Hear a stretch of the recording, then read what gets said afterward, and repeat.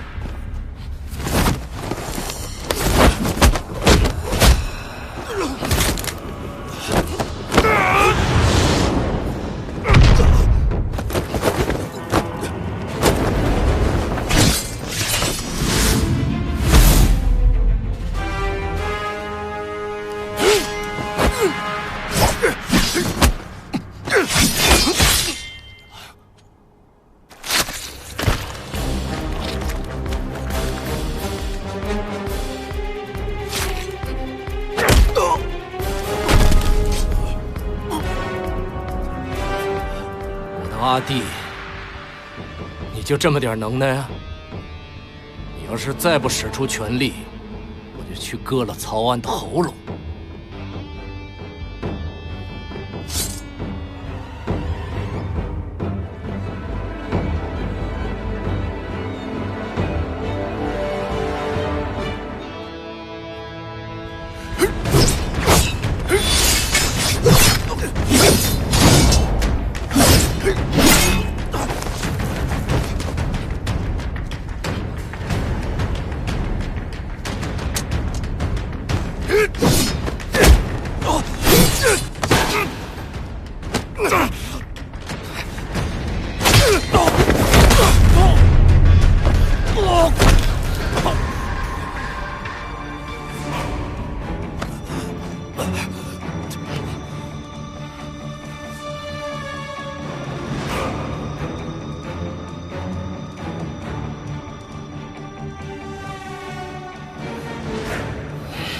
冥顽不灵，今日我就送你去见狄之训。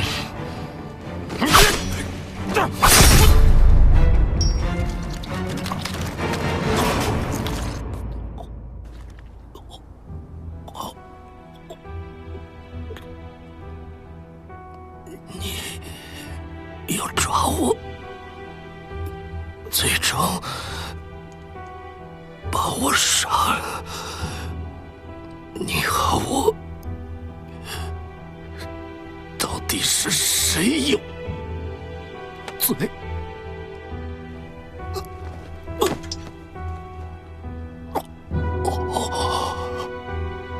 天道没有错，你没有错，狄之训也没有错，错的是人性。曹安呐，曹安呐！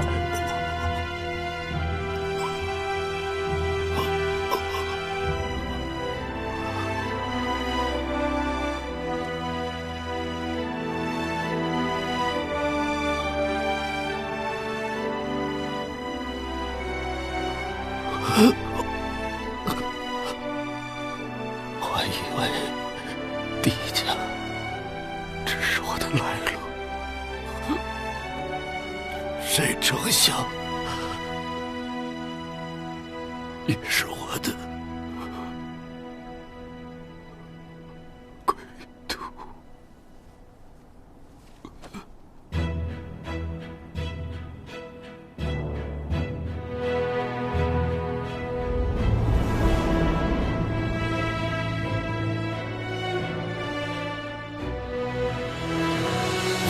我有一把剑，像阿兄一样。跟我一样可不行，你要听阿姨的话，以后好好读书，做个阿爷觉得有用的人。来呀来呀！哥哥，你慢点，过来过来！哇！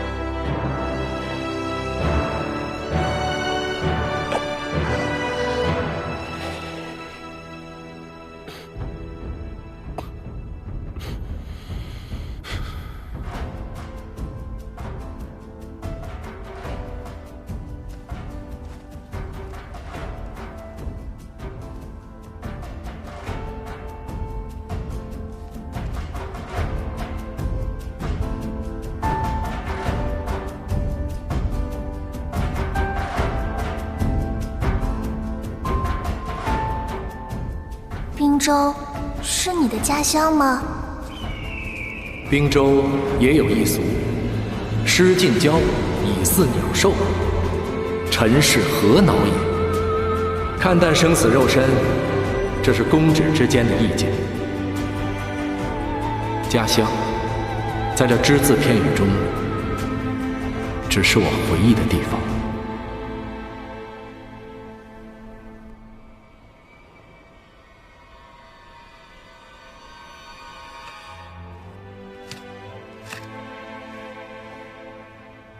云雀这种鸟，最是恋家了。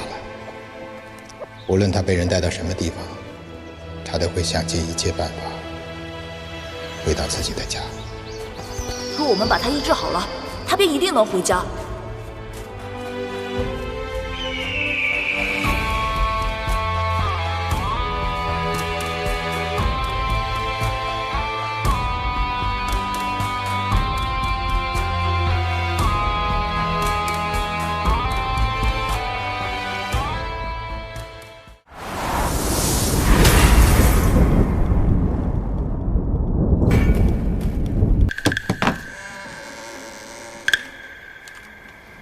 有人吗？我们进来了。门上。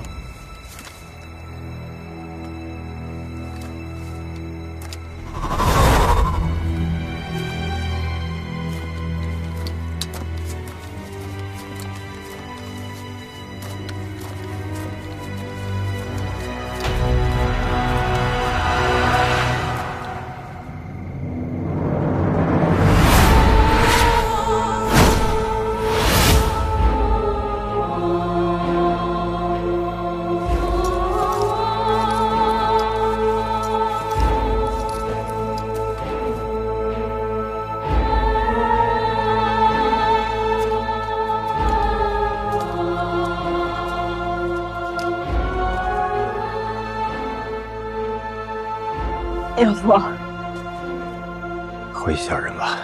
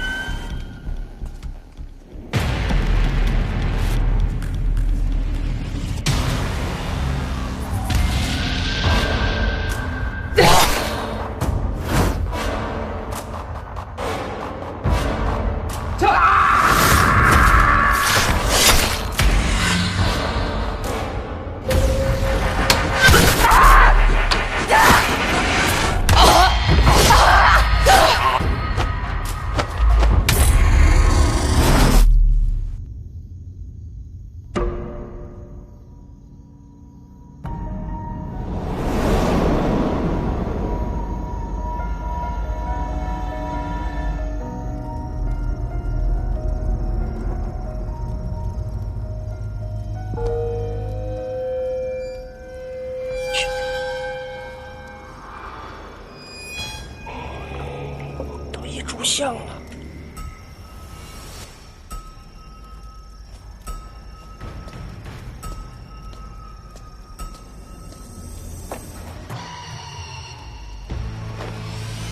哎，你要干啥呀？这是你成亲要用的东西。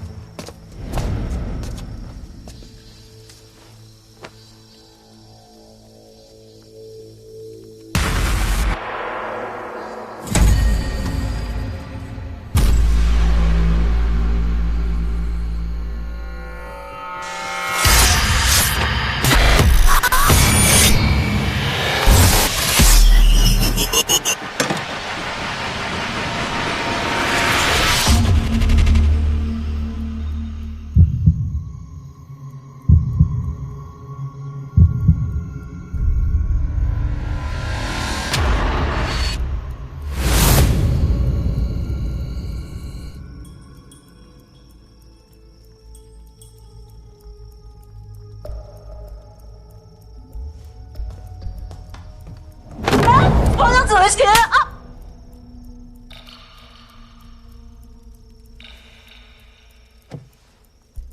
夏琪，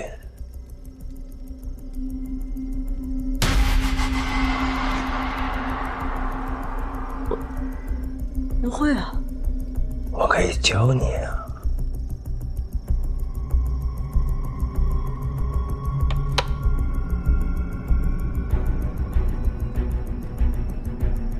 你会。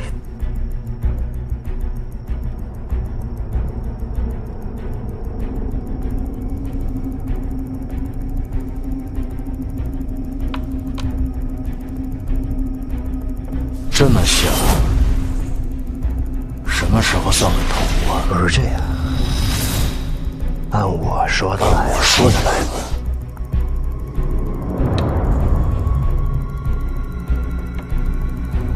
泡泡平七，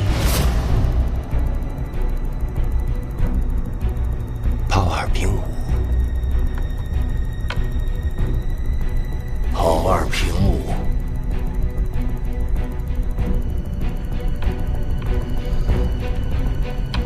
马二进三，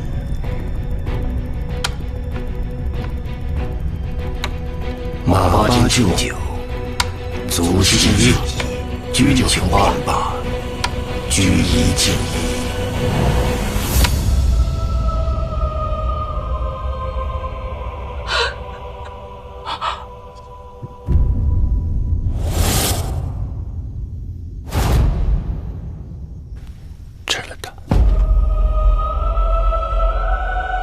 吃了它，你就可以先看他一斗。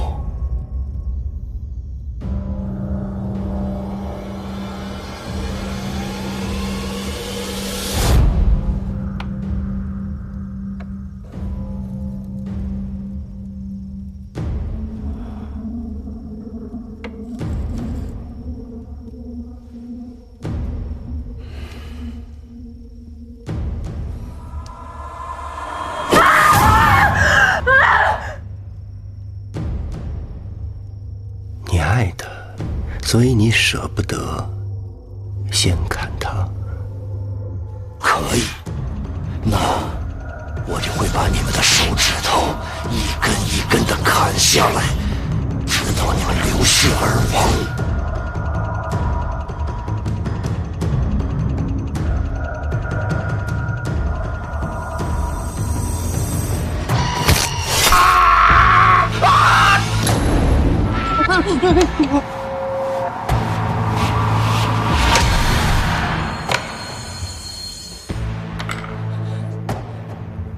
看他，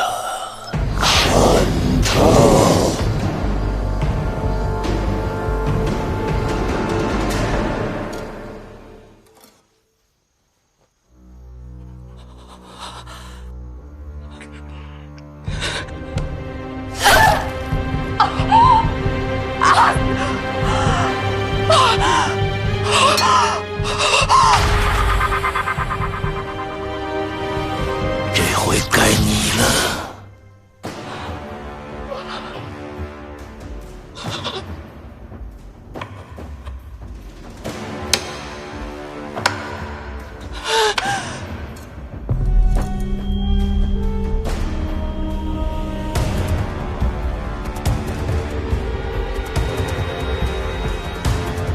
动手吧。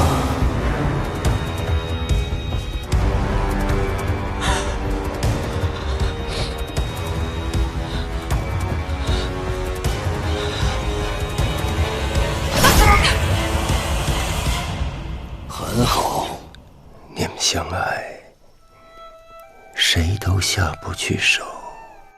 要不这样吧，我给你们出个招儿，你们两个想一想，谁犯过什么错？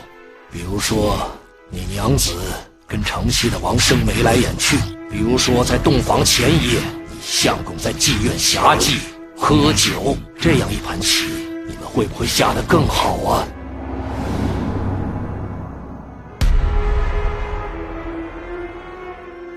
你们找到了理由。看呐！我感觉你娘子没那么爱你，下手比你狠呢。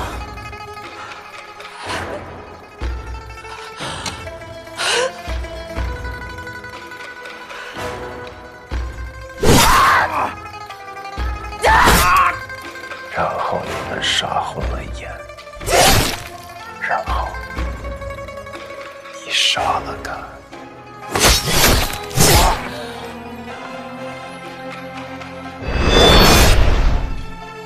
你也杀了他，都死了。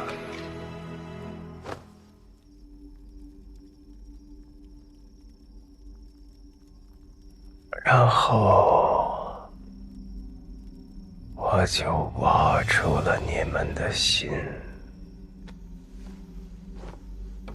两个曾经相爱的心。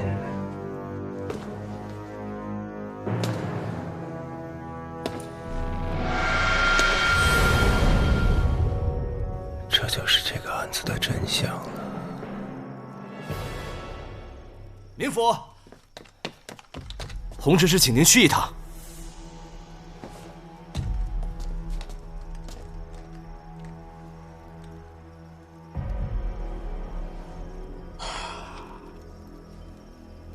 人疼吗？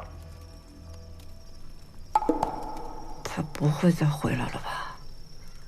我先死会儿。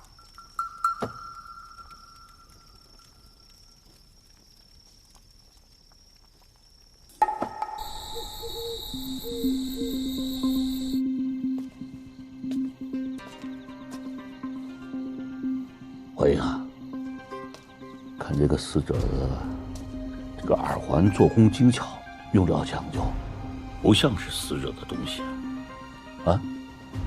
元府啊，我之前还打听过啊，这对夫妻啊，平日里为人和善，而且也没有与人结过仇。关键案发前，他们俩才刚结婚，也没有情变的可能性啊。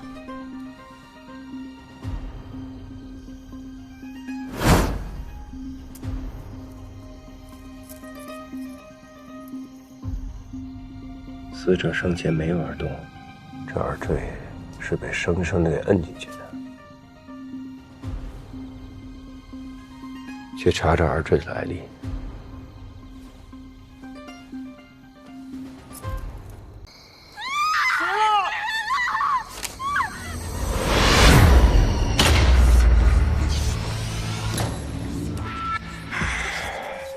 子贡嗜血而亡。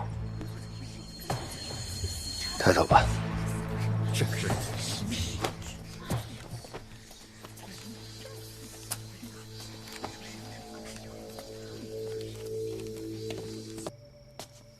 此人你可认得？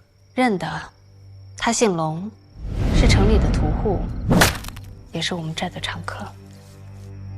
不过数日之前，我便嘱咐姐妹们不再做他的生意了。为何？他有怪癖，喜欢用针扎、用鞭子抽。他伤人也就罢了，给钱也缺三少俩的。我听说城里很多店铺都不再做他的生意了。阿瑶，你把刚才的经过详细说与冥府听。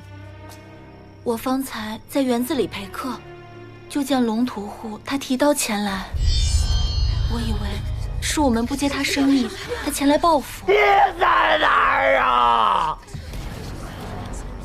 我是畜生，我不是人，我不是人。你答应我放过我娘，放过我娘！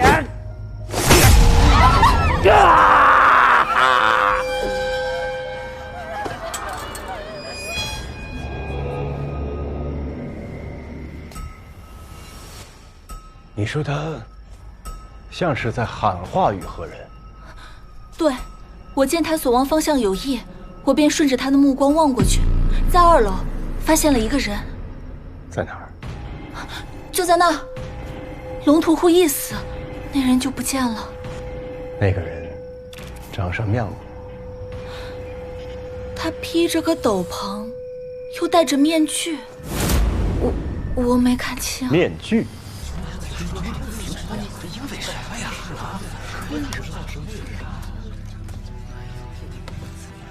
退！废！是龙屠户杀了那对夫妻。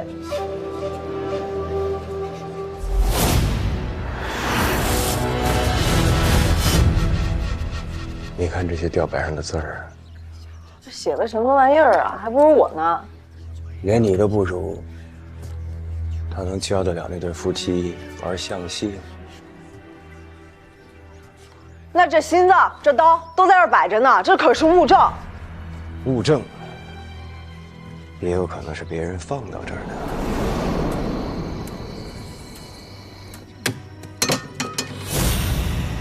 爹在哪儿啊？是逼他回到自宫的人。逼他回到自宫的人。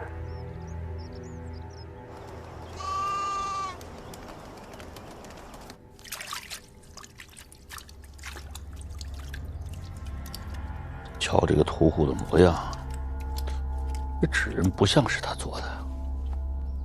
不用查冷说，这纸人跟龙屠户一点关系都没有。纸人全身上下一丁点的油珠都查不到，他龙屠户一个常年杀猪卖肉的，根本也不可能跟纸人有关。3起案子背后的凶手，分明就是想让我看到他的存在。所以我认为，这3起看起来毫无关联的案子，皆是一人所为。你怀疑是黑燕所为啊？走去看，写上面上面写什么呀？贴的什么告示啊？是啊，哎，上面写的什么呀？请全县的手艺人到县衙辅佐破案，还有赏金。手艺人还能是文所谓？这是文所谓。这是什么名府？还靠手艺人破案？为什么要做纸人呢？是啊。这做工，孙师傅，这手艺算得上是巧夺天工啊！兰芳县谁会有这样的手艺啊？老人家，借一步说话。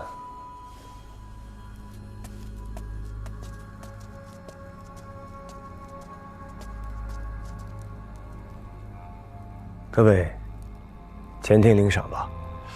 谢狄明府。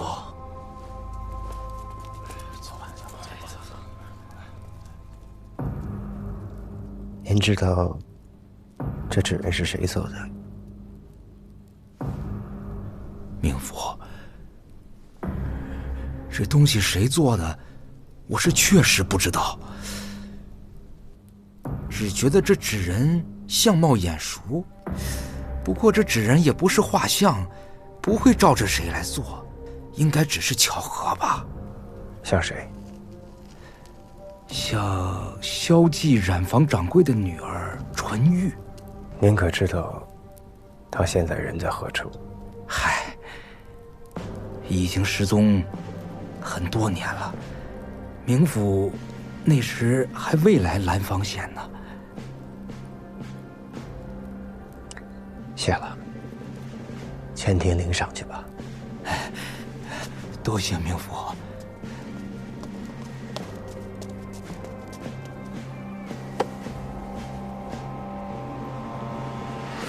纯玉，这就是我女儿的房间。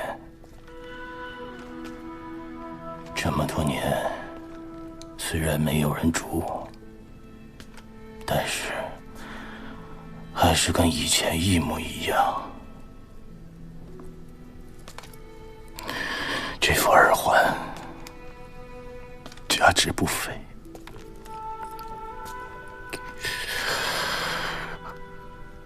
我老了，就这么一个女儿，我不传给她，传给谁呀？您最后一次见到这副耳环是何时何地啊？就是我女儿生前回家省亲的那个晚上。生前？啊，我记得您女儿是失踪啊。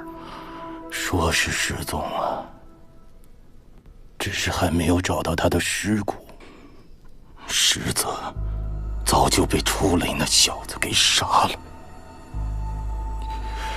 那些年染坊的生意不错，我就想着再多盘一个店铺，把程毅的买卖一起做了。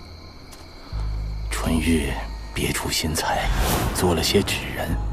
他说把程毅穿到这些纸人的身上，大小样式一看便知，那生意就更好做了。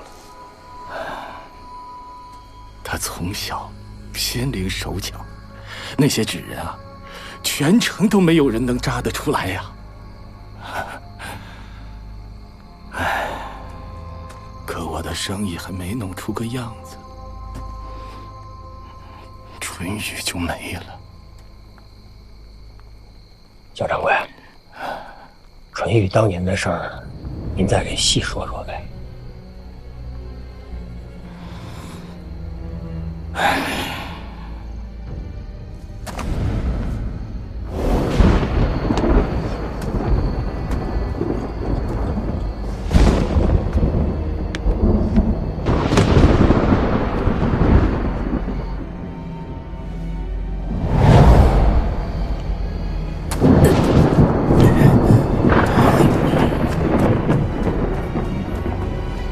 这一切都是龙屠户的证言，直到现在我也能记得清清楚楚。那楚磊明知道龙屠户能够看到这一切，为何还偏要选择在那时作案？哎呀，穷凶极恶之徒，哪里会有这些顾虑呀？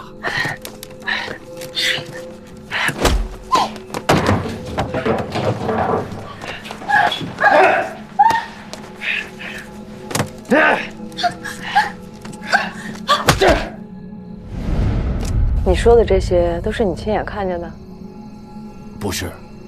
那你怎么会知道这么清楚？哦，女儿被劫掠以后，屋内凌乱，是当时的县令以此做出的推断。那案发的时候你在什么地方？我在隔壁的房子。那你女儿房间里闹出那么大动静，你什么都不知道？哎呀，那是我当时睡得太熟了。从案宗上看来，是龙屠户出面作证，才抓获的楚磊，是吧？是啊。楚磊深夜作案，龙屠户却能够一眼认出楚磊，说明这龙屠户和楚磊从前该是认识的。唉，楚磊惦记我女儿已久，从军之前他就时常来骚扰。那龙屠户就住在我们家对面，他自然是见过的呀。楚磊从过军？是啊。楚磊从军以前以何谋生啊？他就是个不成器的穷书生。一个书生突然从军，这是为何呀？我跟他说过，他要是能混出个样来，我就考虑把女儿嫁给他。放开我女儿！你给我滚！如果没有功名，就休想再见到我女儿。走，春雨，快走！你等我。所以他就弃笔从戎，并扬言取得功名之后回来迎娶。结果人家前脚一走，你就把女儿嫁给别人了。那我总不能把女儿嫁给他，受穷一辈子吧？可据我所知，楚磊被抓不久，便死在了牢里。他到死都没有承认是他杀害了陈玉。我没有杀春玉，我是冤枉的。哪有一个杀人凶手随便就认账了呢？也对，是这么个理儿。春玉的尸首至今不知所踪，楚磊也是死了数年，一命抵一命，就让他过去吧。那陈老六和陈氏，你认识吗？谁？那对新婚的农户陈老六和陈氏。我是一个开染坊的，我不认识什么农户。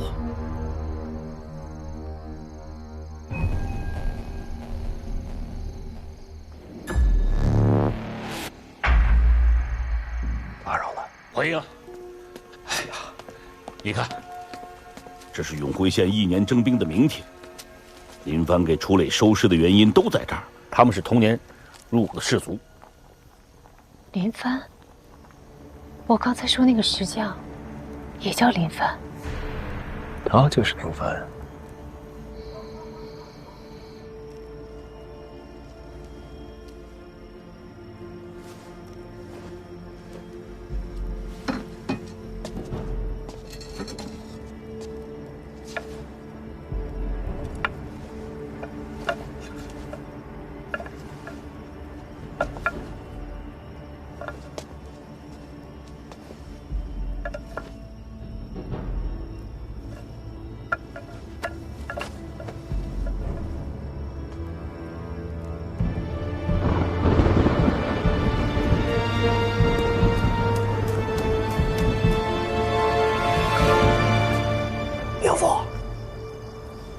你觉得林帆是真的凶手？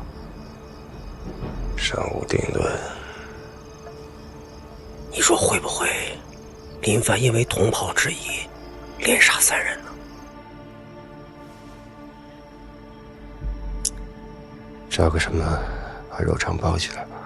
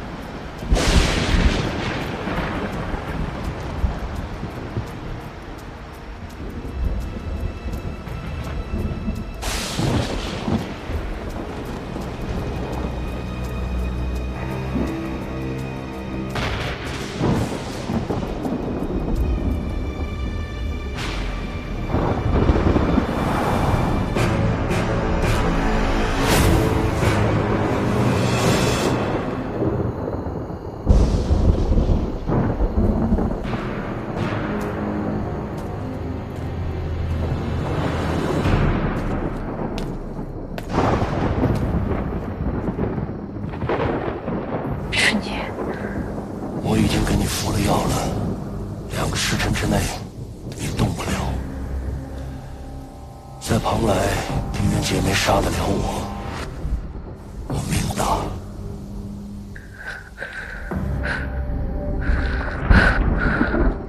你杀了林帆，他死不了，他不该泄露我的秘密，总得给他一点惩戒。你就不怕我将这一切都告诉明府？我希望你现在就跟狄仁杰说，我将让他眼睁睁地看着我重新让安房回到我的天下。你为何一定要跟他作对？你是心疼他，还是心疼我呀？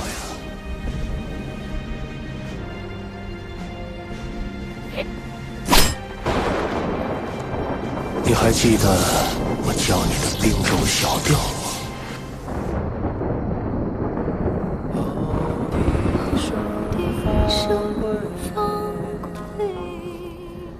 遥林松堪唱，夜开风离色，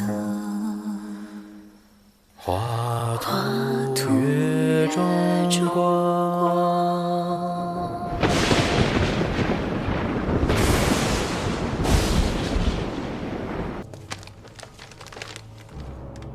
肖掌柜。哦，明府，这不是本地的纸吧？这个是同康村生产的竹纸。啊，明府有所不知，纯玉生前的婆家就是同康村的朗家人。这个是他们当年送来的礼物。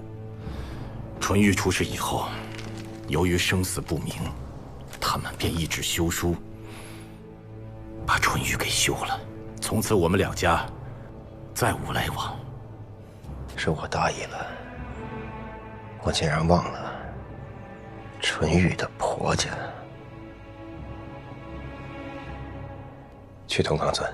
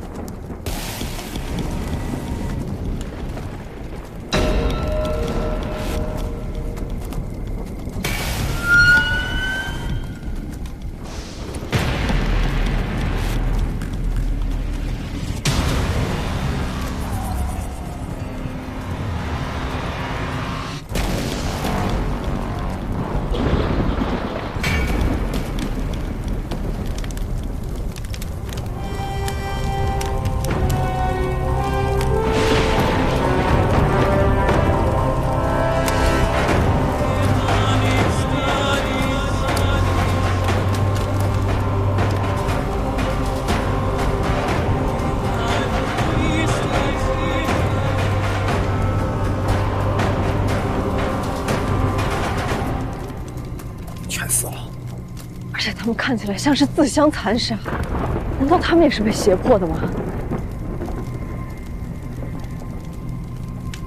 龙虎夫妻、龙屠户都是被一人胁迫，可一个人如何能够胁迫得了这一整村的人？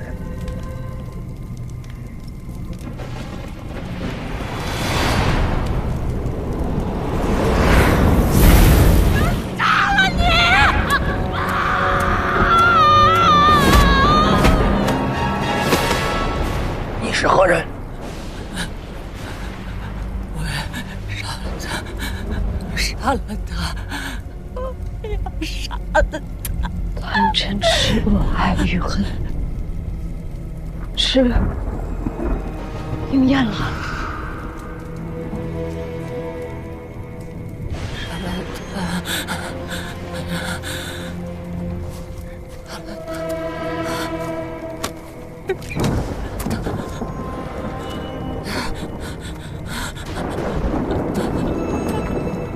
跟上。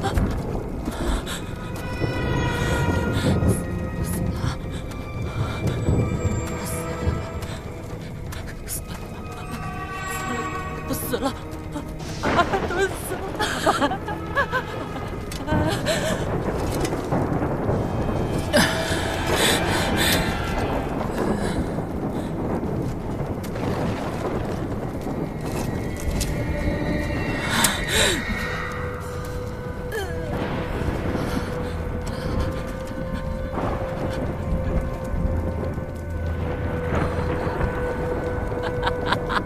都是我的，都是我的。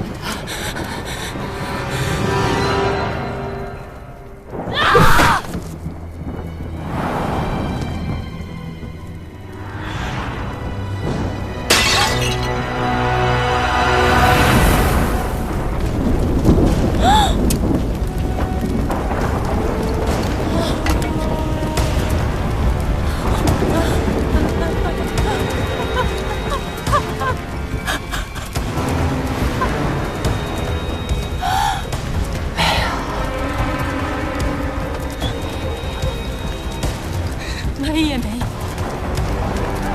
鞭子，鞭子啊！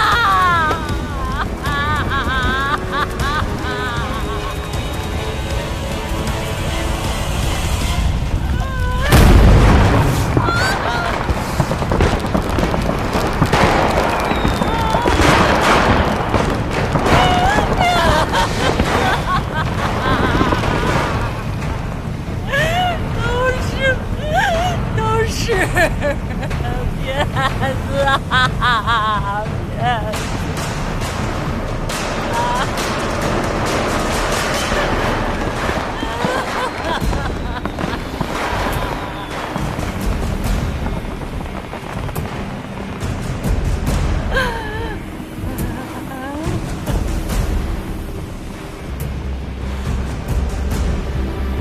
这个楚磊如果真像李帆说的那么嗜血如魔，光想抓住他就费劲。那是连帆在说谎，他为什么要说谎？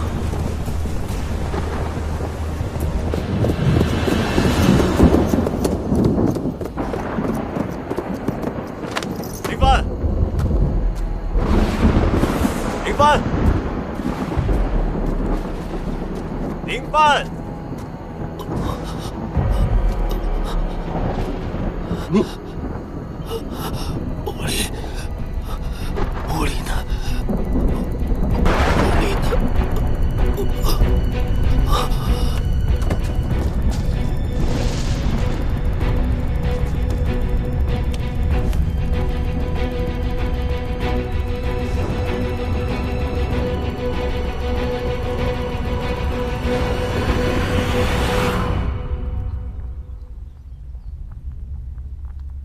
你见过黑夜，却从未对我讲过。那首滨州小调，是他教育你的。只是调音交曲的关系而已。而且我之前亲眼看见他中箭跌入海中，以为他早就死了，所以就没再提起。那林帆呢？你对他起疑，为何也不对我说？不过现在看来，确实是我误会了。说也不说，也没什么关系。你还是该对我说的，那样便不至于在石江湖遇险。明府，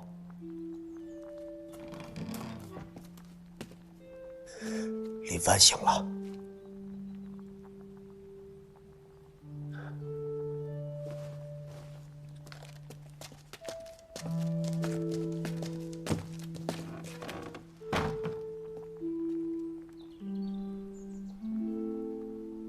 摩擦大麻大脸，好好休息啊！谢谢啊。哎，明富，已经给他把药都换好了。辛苦了。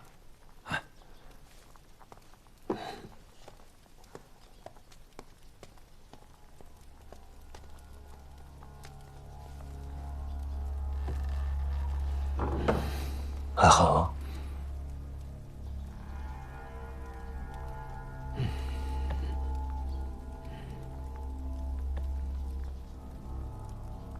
昨夜之前，我几乎已经认定你就是凶手。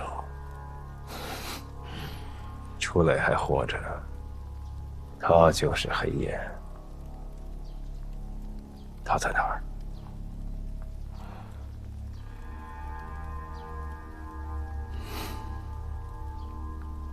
他都已经动刀捅你了，你还要替他隐瞒吗？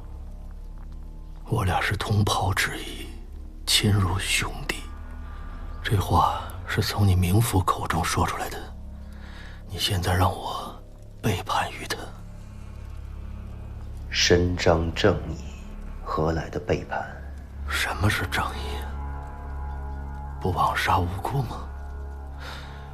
什么是无辜啊？报与复仇，无有完卵。楚磊叫你的。明府，我不是不告诉你他的行踪，我是也真的不知道。你现在人在我的县衙里，任何人都不可能伤害你，你不需要有任何顾虑。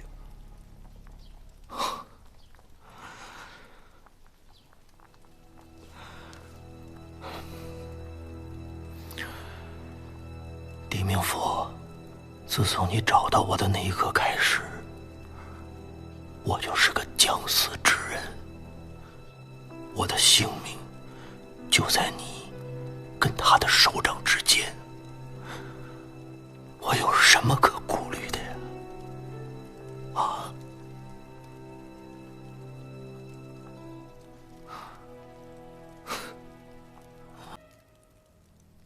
为什么要把我关在这儿？同冈村全村皆死于非命，唯你一人独活。在了解事情真相之前，你只能在这儿。我儿子呢？他死了吗？死了。死了。死了。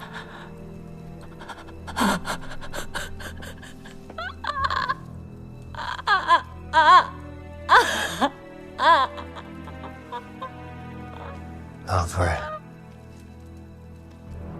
锦旗爱，我需要你把同康村发生的事情原原本本如实告知于我。你们同康村究竟发生了什么？皆因3日前，有人在村子里被井上贴出了一张告示，那上面说那口井已被投了毒。这到底谁贴的？烂嘴烂牙，不得好死！嗨，我今天早上就看见了，这井水啊，天天有人在喝。如果真是有人下了毒，咱们全村一个人都活不了，简直是胡扯！真的假的？帮我看一下头。咋了？哎，肚子疼，蹲茅厕没用，你得解毒。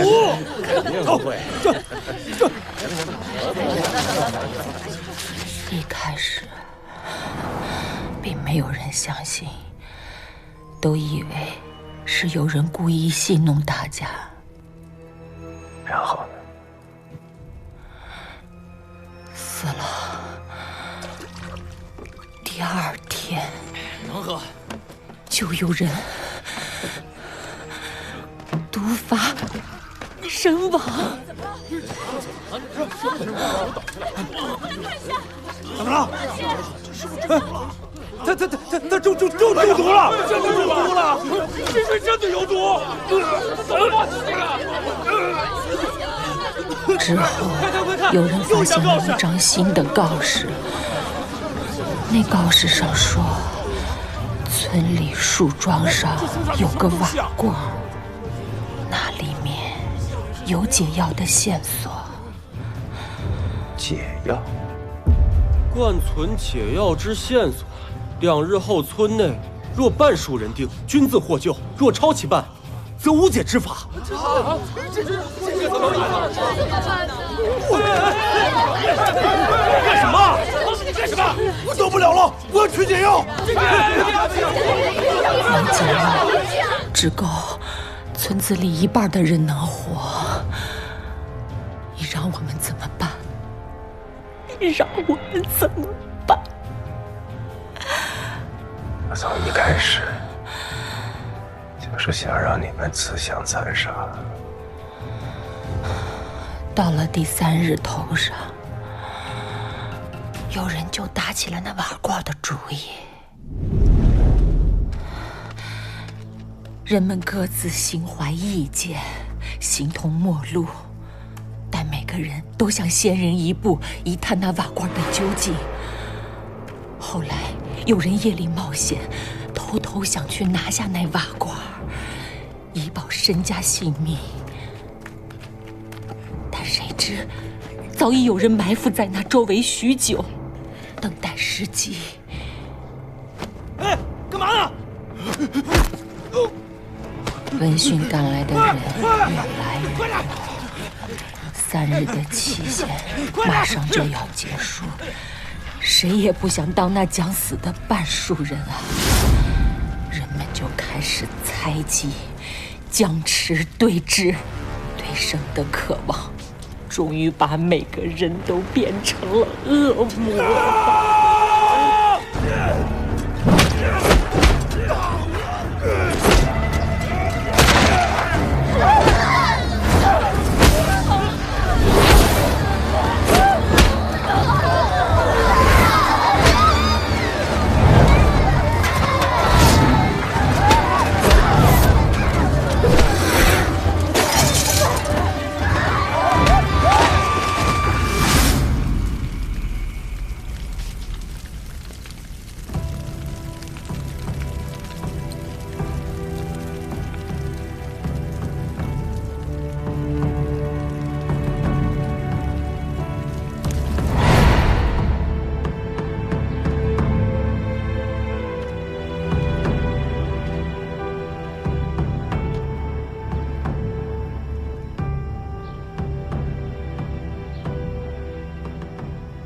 不用再演了。若真是中了毒，又怎么可能还要经历互相搏杀？灵甫，第一个毒发的尸体找到了，在那边。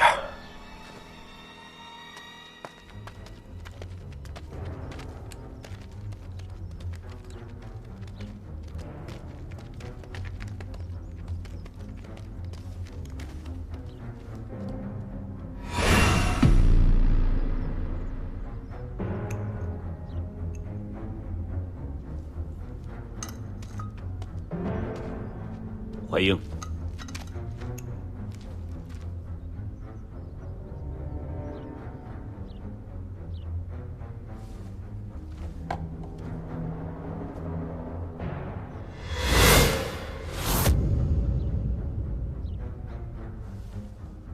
尸体已经起了疱疹，十指青黑，这是砒霜中毒的症状。他是被自家女人通过包在饼中的砒霜毒杀的，只不过借了井水中有毒的由头而已。井水根本就没有毒。难道是这家女人搞的鬼？一个普通的村妇搞不出这么大的动静。一个瓦罐，一张告示，一个谣言，搞得一个好端端的村子几乎丧尽。荒唐！到现在了，你还觉得这只是楚磊的报复吗？整个同康村的惨案，应验的是一个痴字，吃的是全村的百姓。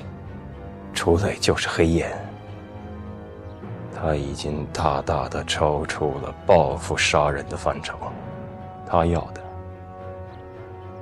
是天下大乱。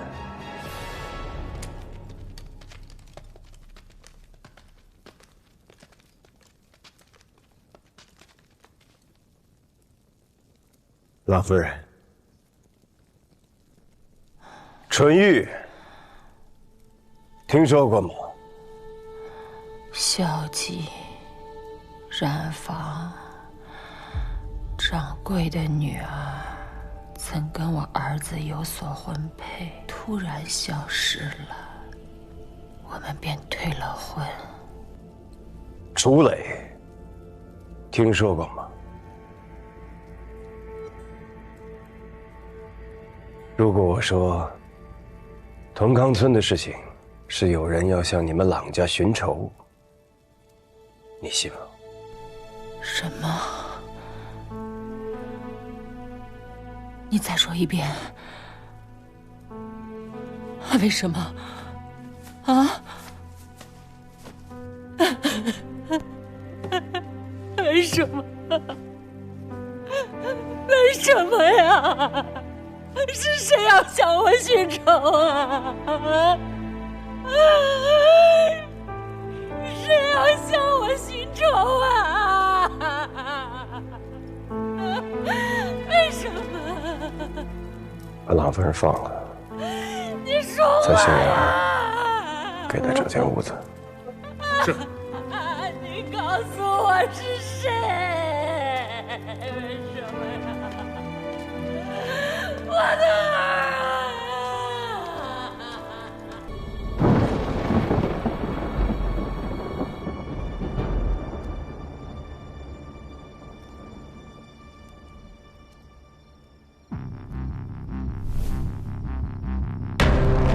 我想让他眼睁睁地看着我，重新让安放，回到我的天下，总得给他一点成绩。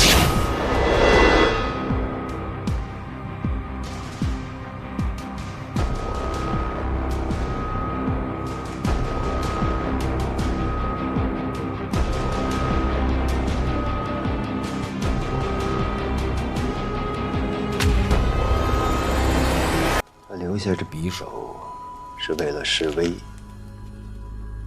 可他为何要拿走那把小木剑？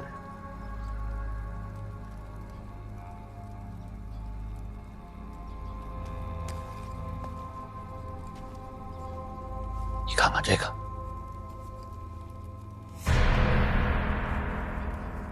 红手，告诉我，你还知道些什么？我想你已经猜到了吧？我要你亲口说出来。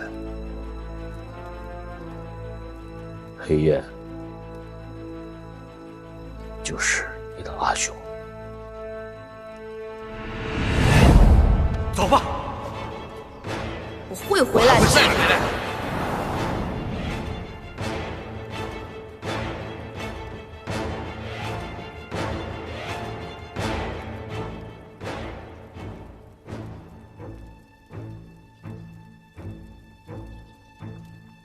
我一直以为，那小木剑上刻着的“鹰”是我的字，现在看来，那小木剑是我阿兄的玩具，那个“鹰”字是我阿兄的名讳。没错，黑夜就是敌鹰。敌鹰？你是什么时候知道他在南方的？我也是看到这陶碑上画的，他没变。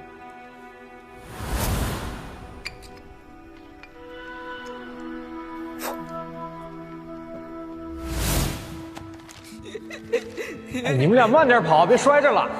哥哥，你慢点，等等我。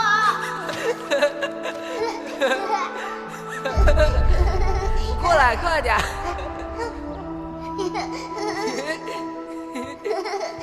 知道他是黑夜，那你为何不告诉我？你让我从何说起呢？当年就是家主亲手把他赶走的。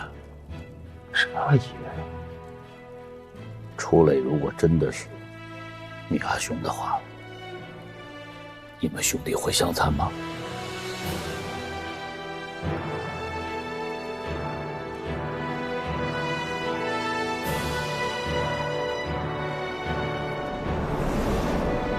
哥哥，我也要一把剑。那可不行，你还小呢，你得多读书。嘿，狄家从此以后再也没有你这个人了。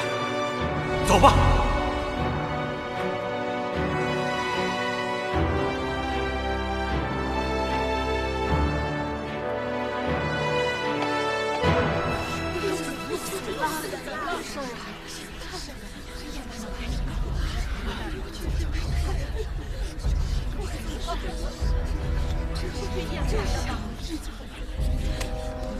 阿兄，5日期限还没到呢，楚磊说话不算话呀。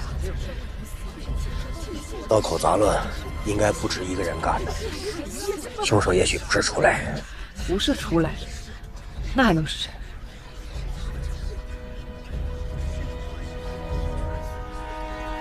凶手也许就在他们当中。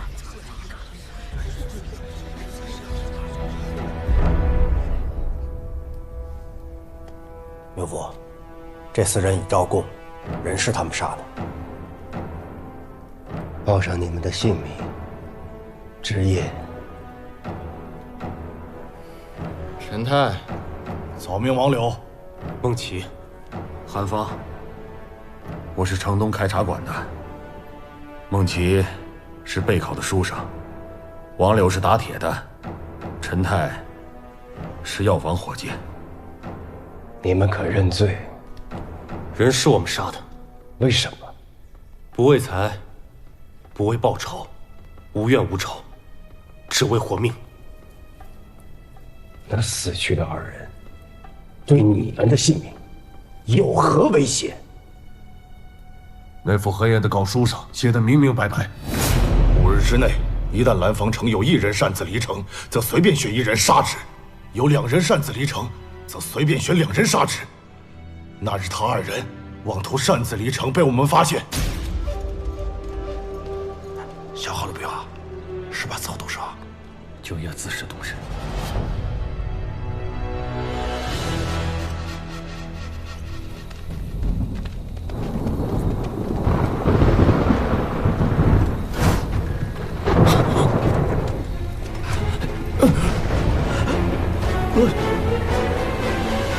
你们要自杀！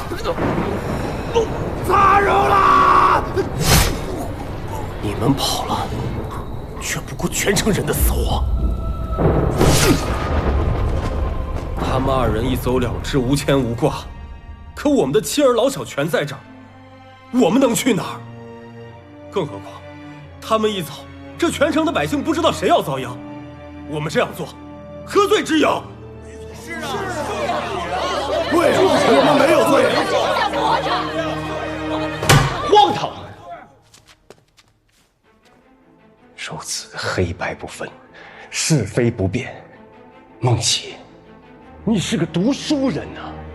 因为一纸告示，一条莫须有的谣言，一个好端端的同康村，就这么没了。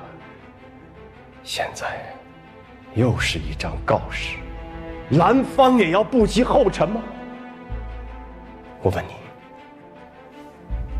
若是那告示上写着你孟琪，你家里的老老少少、妇孺老幼，只要你的全家都死了，蓝方城的百姓便可平安无虞，你会举家自尽吗？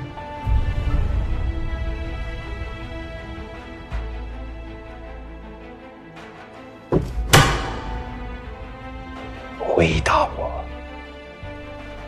若是冥府可以惩戒真凶，像您所说的那样，将黑焰绳之以法，那还用得着让全县的百姓担惊受怕吗？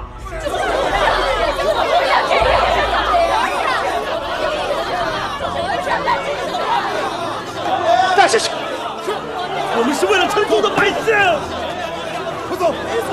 我没有错，我们没有错。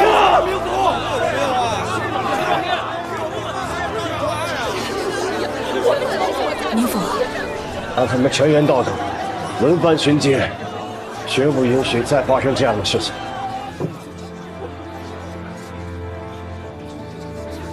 退堂。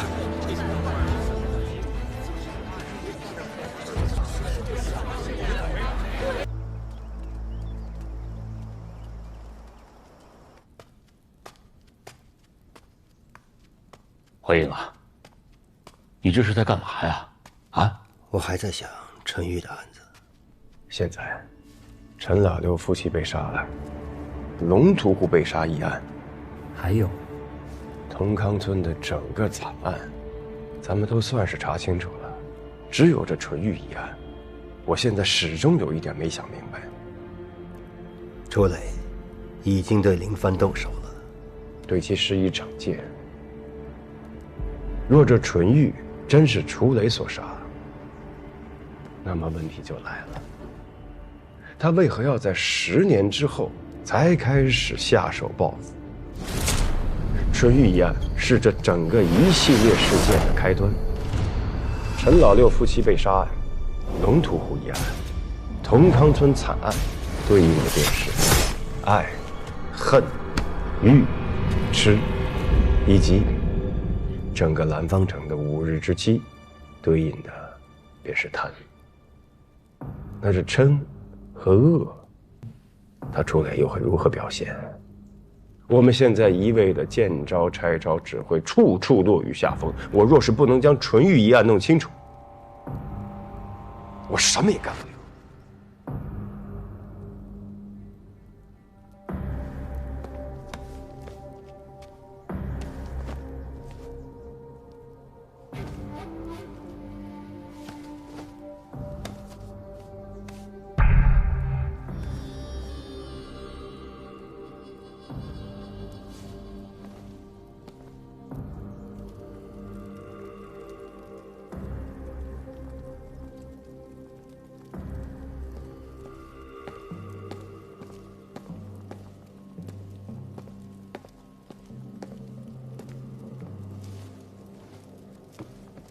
在这里住的可还习惯？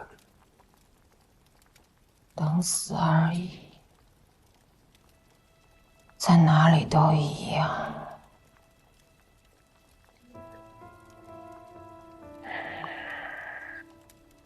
狄某有一事不明，还请郎夫人如实相告。明夫问吧，我不会对你撒谎的。嫁到你们郎家之后，纯玉和你儿子的感情如何？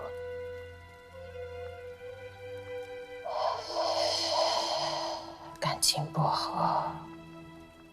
其实一开始，我很是喜欢纯玉这个姑娘，人长得漂亮，心灵手巧，心地也善良。可是自从她嫁到郎家以后，便没有了笑模样。直到她被掠走以后，我才知道，她跟我儿从未同过房。既然如此，为何不干脆退了这门婚事呢？我们郎家在同康村也算得上是有头有脸的大庄户，凭什么要退婚？难道要我儿成全纯玉和他那一穷二白的情人？情人？是的，这孩子跟他的情人早就私定终身。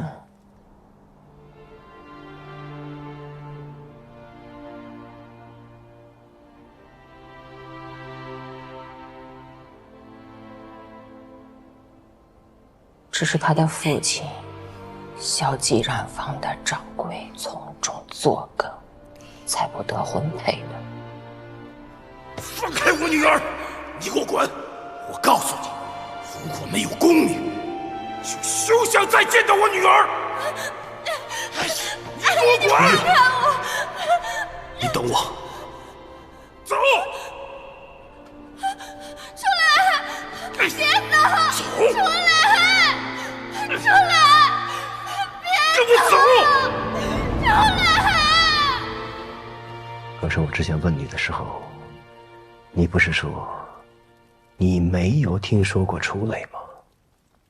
我确实不认识此人，也从未谋面。我更不想知道他是谁。怎么，我让我儿休了纯玉，民府觉得有何不妥？我只是在想，也许郎夫人若是能够早些成全了他们，退了这桩有名无实的婚事，你们同康村便不会遭此一劫。也许你儿子还能好好活着。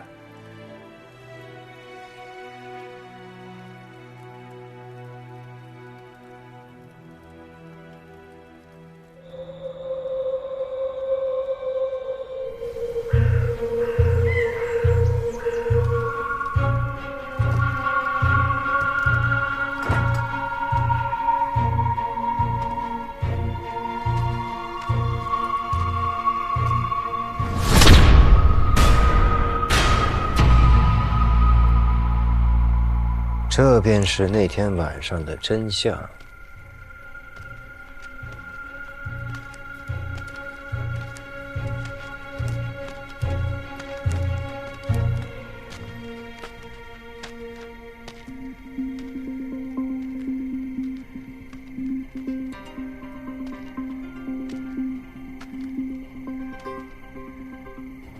那天晚上，你的女儿纯玉，表面上是回家省亲，实则早已与楚磊约好，连夜私奔。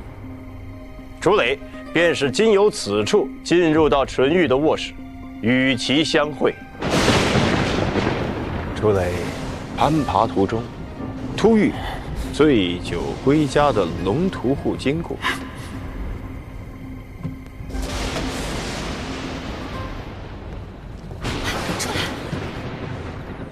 上来的时候被龙屠户看见了，那怎么办？那我们还能走吗？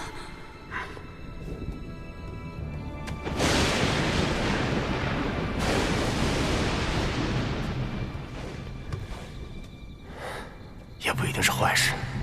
至此，他心生一计，楚磊将你们萧记染坊纯玉手制的纸人背负在身，拔出。为的就是要让龙屠户看见，将自己劫掠纯玉一案坐实。他这么做，是为了保护纯玉的名节。一个已经有了婚配的女子与他人私奔，这话传出去太难听了。这也就是为什么你发现纯玉的房间杂乱无比，可你近在咫尺，却未曾听到半点动静的原因。案发的时候你在什么地方？我在隔壁的房间里啊。那你女儿房间里闹出那么大动静，你什么都不知道？纯玉已经嫁为人妇，怎么可能做出这种越轨的事情呢？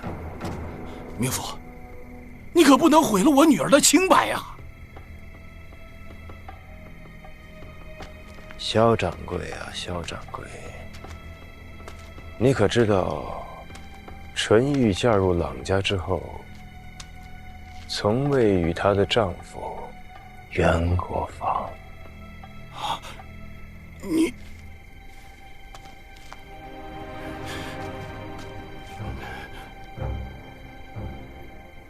知道，你知道。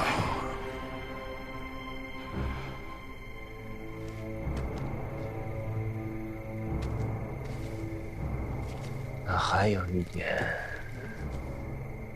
你一定也知道，当晚纯玉是收拾了他所有值钱的细软离开的。事后你一查便知，纯玉与楚磊定是私奔，你却隐瞒了所有的实情，致使楚磊入狱。纯玉至今下落不明，你说，你保护的究竟是你女儿的名节，还是你自己的脸面？哎呀，你看看这个，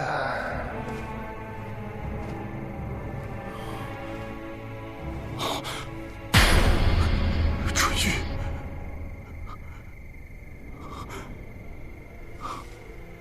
这是我在龙屠户的案台之上发现的。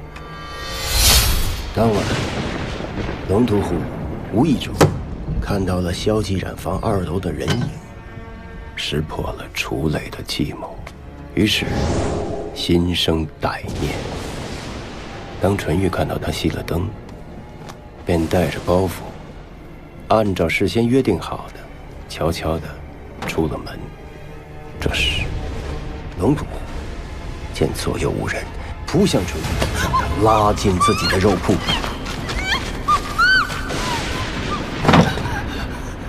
你在干什么？跟野汉子私奔的吧？啊！从了我！他不知道的是，纯玉的耳坠掉落在了街头。后来楚磊苦等淳玉不见，回来寻找，在肉铺外捡到了淳玉的耳坠。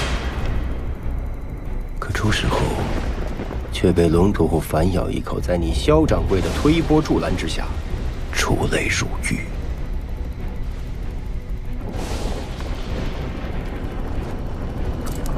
淳玉的行李后来被龙屠户逐一变卖。好在他识字不多，淳玉这2个字并不认识，所以才留下了这包袱皮，擦刀过肉。我的女儿啊！我的女儿啊！淳玉，萧掌柜，你恐怕永远也想不到，杀死你女儿的凶手，就住在你萧记染坊当街对面吧。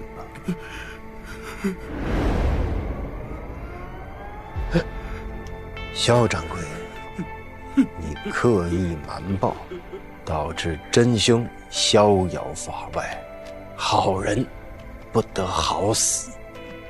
龙屠户已死，无法治罪，你可知罪？我知罪，知罪。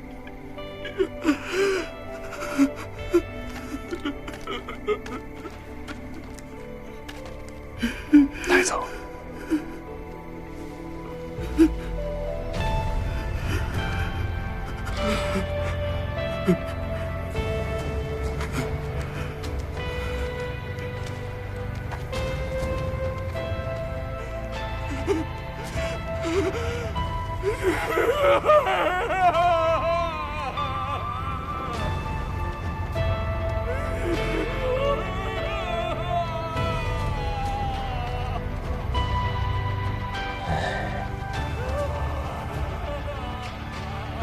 灵甫，此案断得狗命啊！只是淳玉这案子算是破了，但对楚磊这5日期限有何意义呀？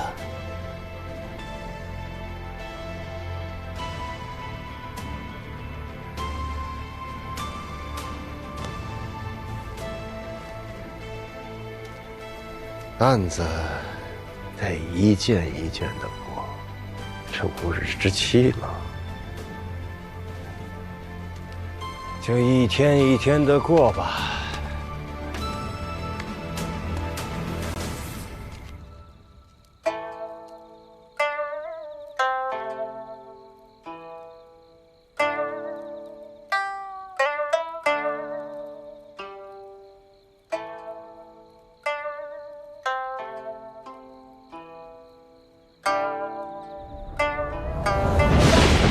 黑燕出现在林帆家，只是为了惩戒他们。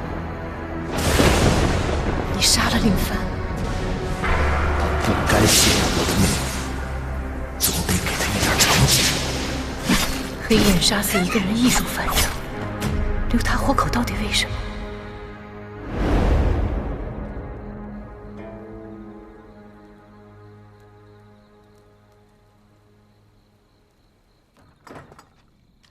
林帆，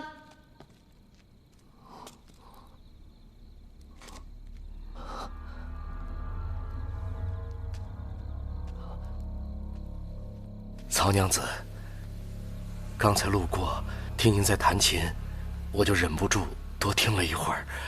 若有打扰，曹娘子莫怪，莫怪。不怪。这曲子如何？我就是个粗人，也不懂音律，我就是觉得好听，说不出个1、2、3来。我早知你曾是书生，为何要装个粗人？曹娘子，您要是没什么事儿，我就……我想见见他。在民府和他见面之前。谁呀？你知道我在说谁？我也知道，你能让我见到他。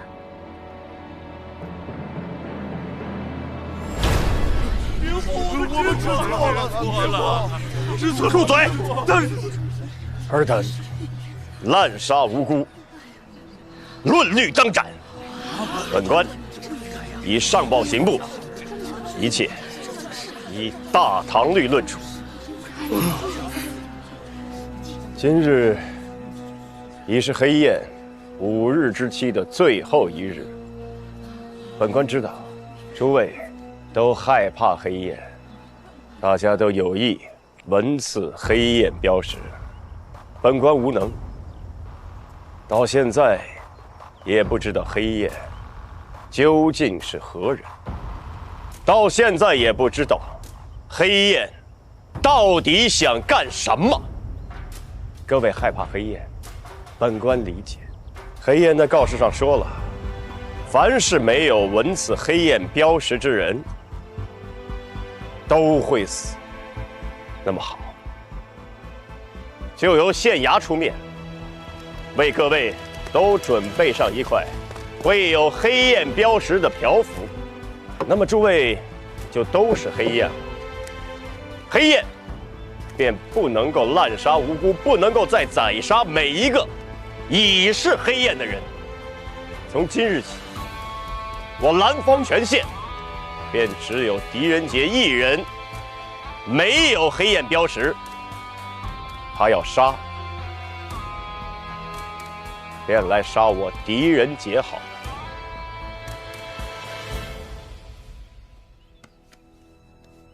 如此一来，楚磊若还是避而不见，便是他输了。哎呦，明府，你这是把自己架在火上烤啊！我只是让他再无选择，只能找我。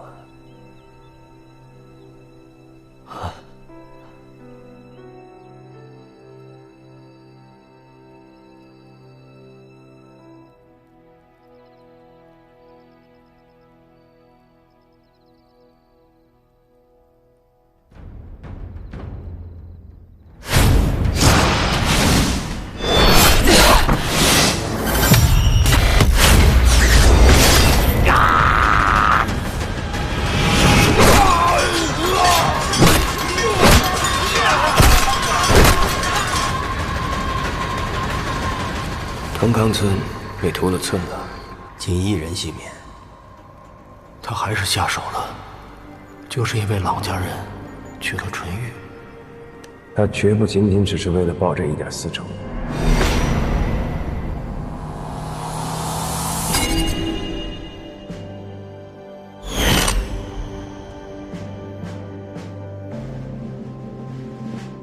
纯玉一案是这整个一系列事件的开端。陈老六夫妻被杀案、龙屠户一案、同康村惨案，以及整个兰芳县的5日之期。那他这么做有什么好处呢？他不需要什么好处，他不是为了一己私利，他只是希望兰芳成为他所希望的样子。明府，明府，出事了！曹娘子人不见了。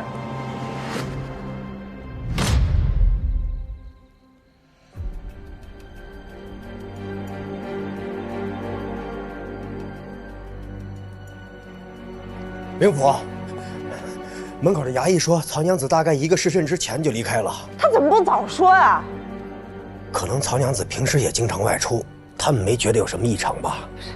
今时能和往日相提并论吗？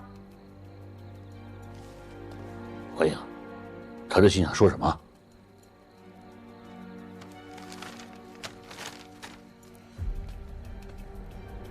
啊？他要以一己之力解决兰芳之乱，哎，他怎么会有这样的想法呢？他跟狄英是什么关系？不过是传亲授义的关系，狄英怎么会听他的呢？我会弄明白的。林帆，他把曹安带走了。曹安有黑焰的标识，他不会失信吧？他不可能失信的。你已经破解了所有的谜题。带我去见他。好。只你我二人。好。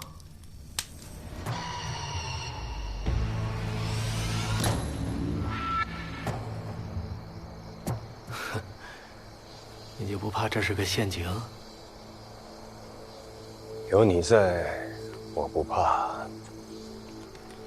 你有没有想过一个问题？我口中的楚磊，跟你推论的楚磊，秉性差异为何如此之大呀？我倒觉得差异不大。我口中的楚磊，能让那个龙屠户苟活10年吗？你口中的楚磊，他为何要10年后才报仇？对呀，因为纯玉和那个龙屠户，还有同康全村，都跟他全无关系。那他为什么要作案呢？因为我，因为好玩。慢点儿，沙地不好走。你不着急？不着急。反正都要见面了，早一点儿晚一点儿，没区别。说到这儿，我再给你讲个新故事吧。关于楚磊，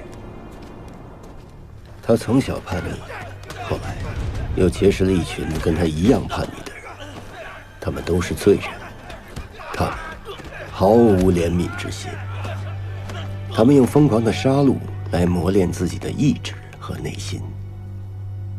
他恨这个世界，因为第一个抛弃他的是他的父亲。从此，他光是为了活下来，就要耗费掉全部的力气。这样的事情一轮又一轮的发生，他总是最后一个活下来的人。于是杀戮变成了习惯，在他心中，除了讥笑、嘲讽，就是冷酷无情。最后有一样东西取代了所有，那便是愤怒。哀冥府，你说的和我推测的有何不同啊？有啊，在我的版本里，打楚磊的可不是边军士卒，而是黑焰。他向往的、投靠的黑焰。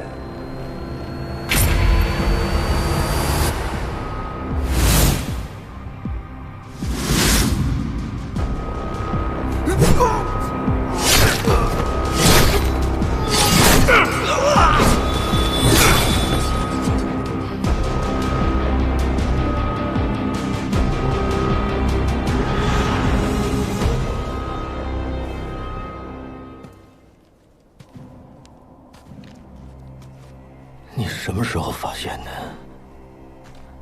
纯玉一案告破之后，你之前问过我，为何纯玉案子里的楚磊和你所说的楚磊区别差异如此之大？因为你所说的一切都是你编的。你口中的楚磊根本就不是楚磊，而是你自己。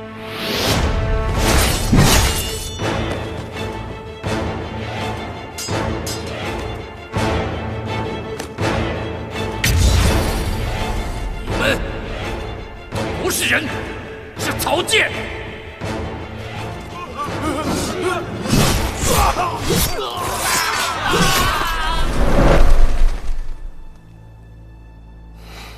林帆，你并不喜欢这个名字吧？你叫狄英，对吗？我的阿兄。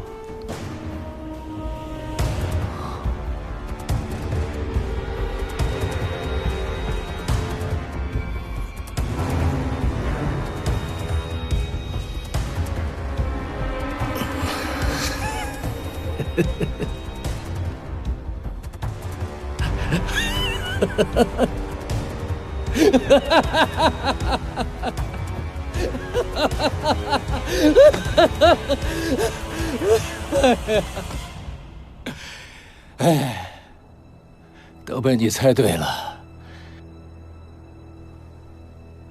我的阿弟啊，不愧是断案如神的狄仁杰呀！你肯定有特别多的问题想问我吧？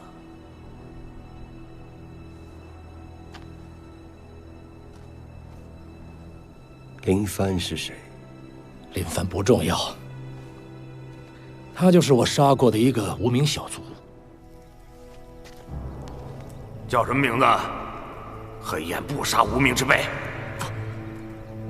不是林帆，我求求你，我不能加入黑燕，我上有老下有小。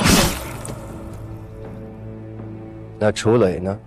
楚磊跟你推测的一样，他就是个废物，一个书生为了女人入伍，来到了兰芳就入狱了，在狱中暴毙。的确，是我替他说的事。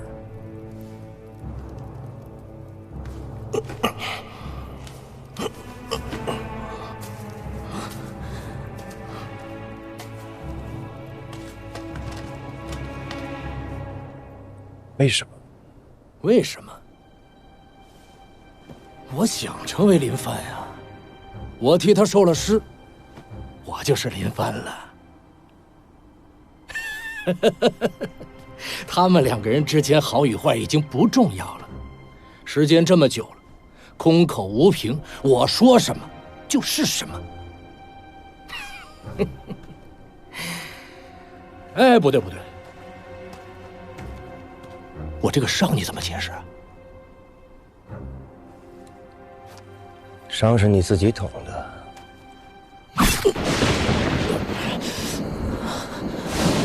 你很高明，这成功洗脱了我对你的怀疑。那凶器呢？你藏起来了，之后还放在了曹安的床头。哎，曹安可是我的证人。你那石匠铺子里那么多的人形雕像，要骗过曹安不难。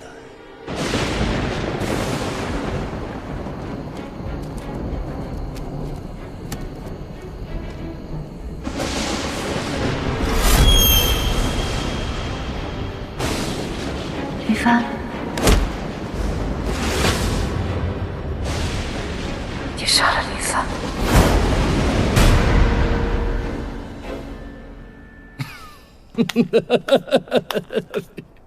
有件事情我一直想问你，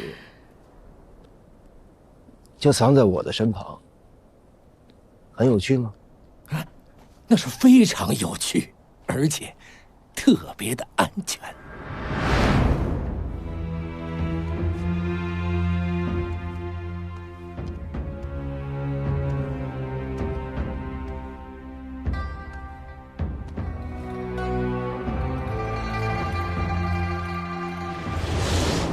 我也想跟你说一件事，你让全城的老百姓画黑燕这个点子实在是绝了，你逼得我只能跟你见面。你真的是被我逼出来的。曹安呢？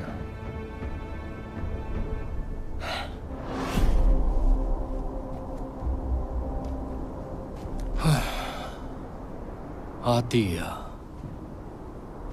你要不来兰芳，我可能用林帆这个名字在这儿过一辈子。我喜欢以前的兰芳，强者横行，弱者归位，这就应该是兰芳的样子。强者守法，弱者安居乐业，律法维持着这里的秩序，这才是我喜欢的样子。律法？什么是律法？你能保护他们一辈子吗？你救了小薇，救了秋月，救了望东，你为官一任，造福一方，你高就了，你走了，那他们呢？接下来那一任呢？能继续维护律法吗？反正前几任我没觉得，人性掌握权力，他会失去控制。律法，呸！什么狗屁律法？弱肉强食才是这个世界的道理。蓝方的水很金贵的。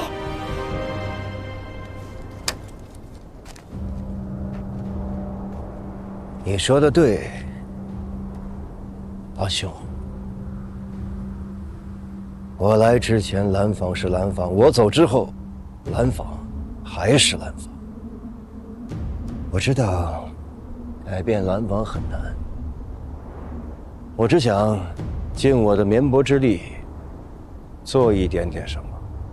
你的选择是做这蓝坊旧秩序的守护者，而我的选择是希望。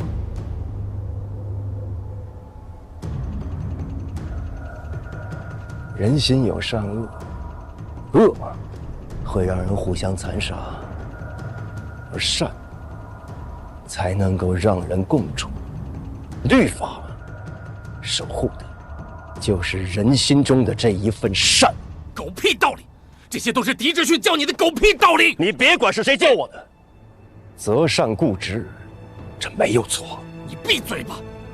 这些卑微的人如果心里有善的话，我能得逞吗？我只是用了一个莫须有的理由，结果呢，你都看到了。你就为了让我看到这一切，你就把蓝坊变得面目全非，变成了一个人间炼狱。是我让蓝坊变成人间炼狱的吗？是他们的人心把这变成了人间炼狱。我是要告诉你，这一切是天道。我总算明白了，阿爷当年为何要将你赶出家门。你说什么？我始终记得你当年离开家门的样子。狄家从此以后再也没有你这个人。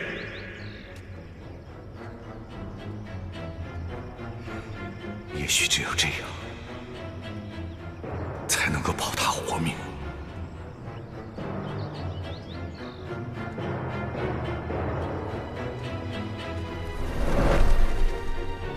很可怜。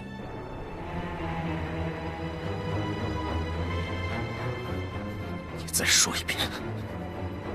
阿爷当年把你赶出家门是对的，阿兄，你真的很可怜。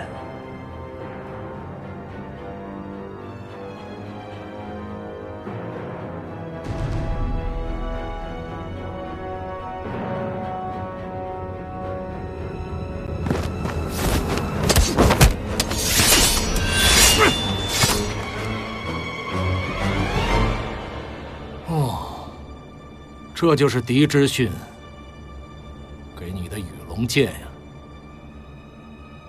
跟你一样没用的东西。我今日定要将你缉拿归案。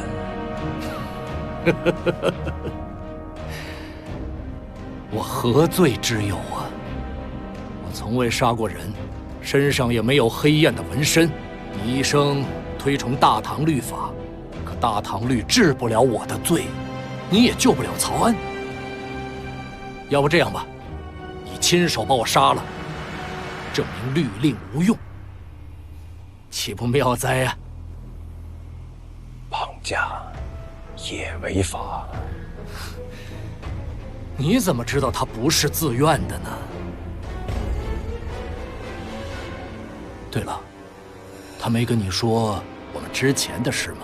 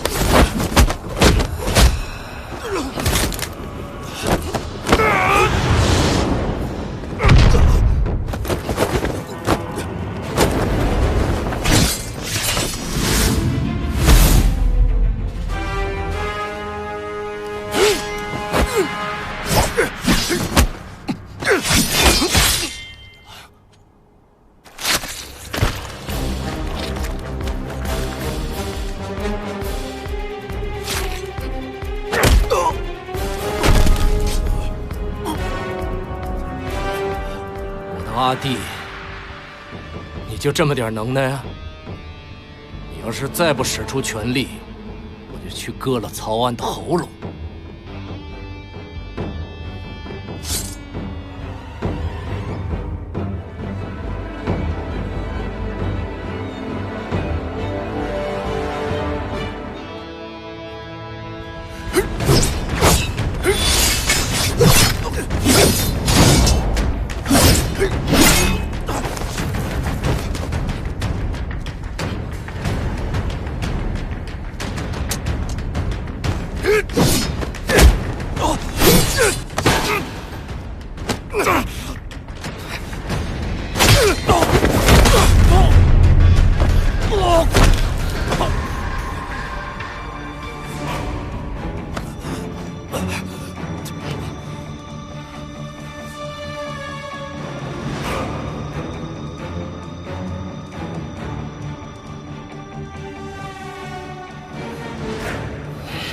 冥顽不灵，今日我就送你去见狄志勋。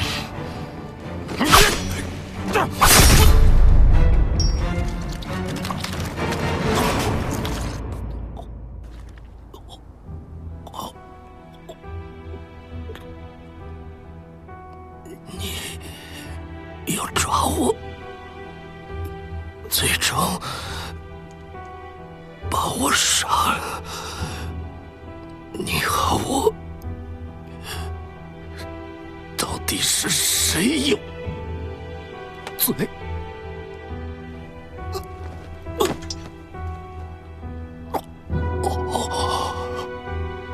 天道没有错，你没有错，狄志勋也没有错，错的是人性。曹安呐，曹安呐！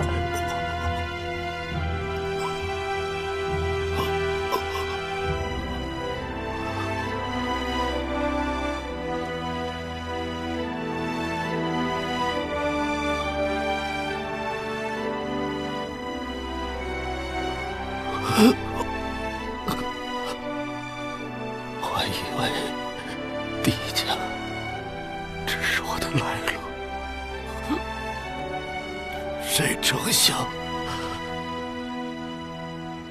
也是我的归途。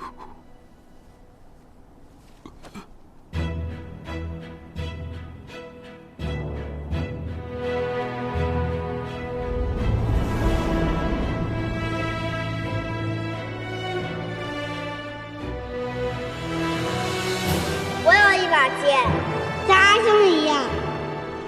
跟我一样可不行，你要听阿姨的话，以后好好读书，做个阿爷觉得有用的人。来呀来呀！哥哥，你慢点，过来快点！哇！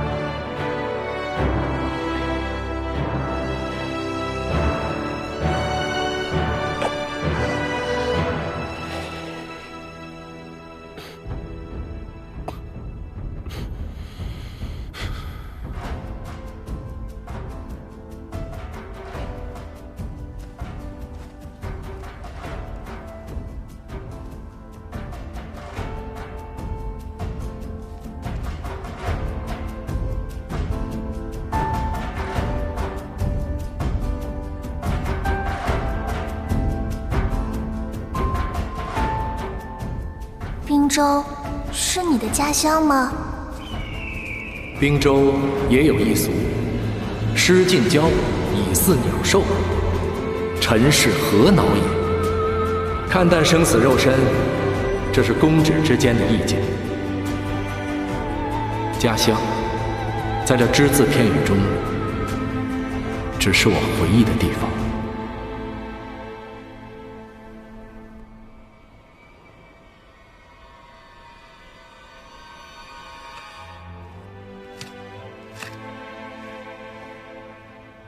云雀这种鸟，最是恋家了。无论它被人带到什么地方，它都会想尽一切办法回到自己的家。若我们把它医治好了，它便一定能回家。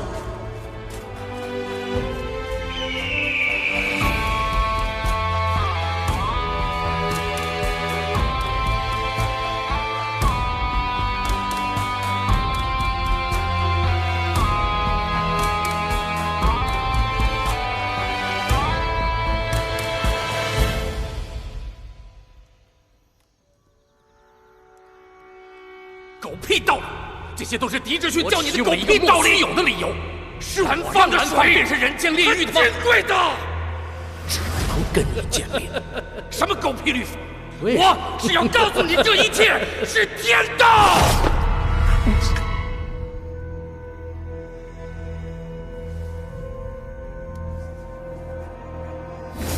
你要不来兰芳，我可能用林帆这个名字在这儿过一辈子。怀英，怀英，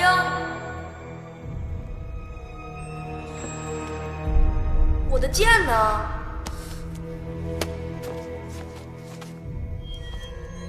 奇怪，去了哪里？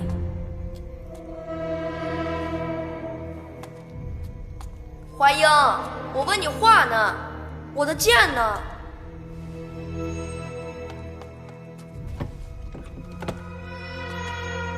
在这儿吗？